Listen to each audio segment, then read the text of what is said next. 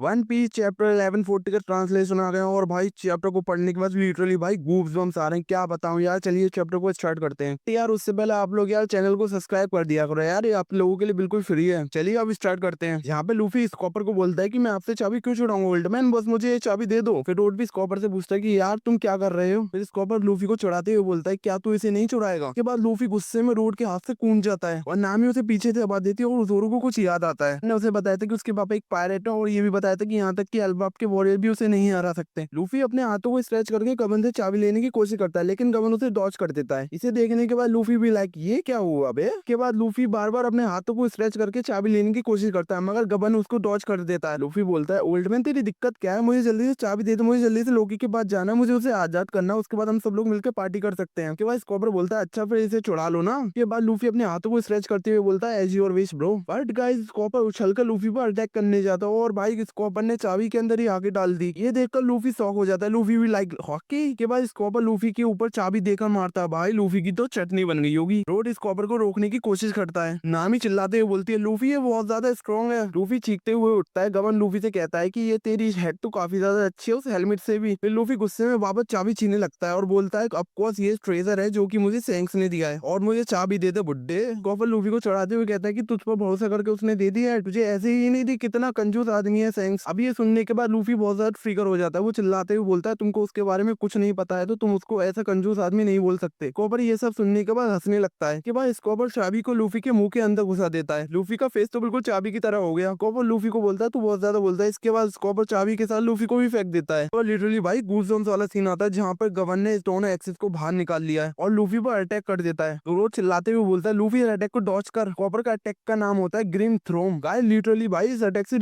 कम Luffy Dodge कर लेता है मगर गाइस काफ्टल का आधा हिस्सा कट जाता है। इस अटैक को देखने के बाद दोनों शॉक हो जाता है और साथ में अपनी तलवारों को निकाल लेता है और साथ में नामी और रोड भी ये देखकर काफी ज्यादा शॉक हो जाते हैं। इसके बाद लूफी अपने गियर 5 में आकर अपने और हाथों में एक्स को लेकर साथ में जोरो भी अपनी 3 स्टाइल के साथ दोनों के दोनों स्कॉपर पे अटैक करने जाते हैं। ये देखकर स्कॉपर हंसते हुए कहता है कि हाँ ओके ओके यही वाइट फॉर्म है जिसके बारे में मैंने सुना था। फिर लूफी और जोरो एक साथ गबन के ऊपर अटैक करने के लिए भागते हुए जाते हैं। बट ये क्या हुआ, गबन अपने हाथों को ऊपर करते हुए बोलता आई गिव अप, मैं हार मानता हूँ।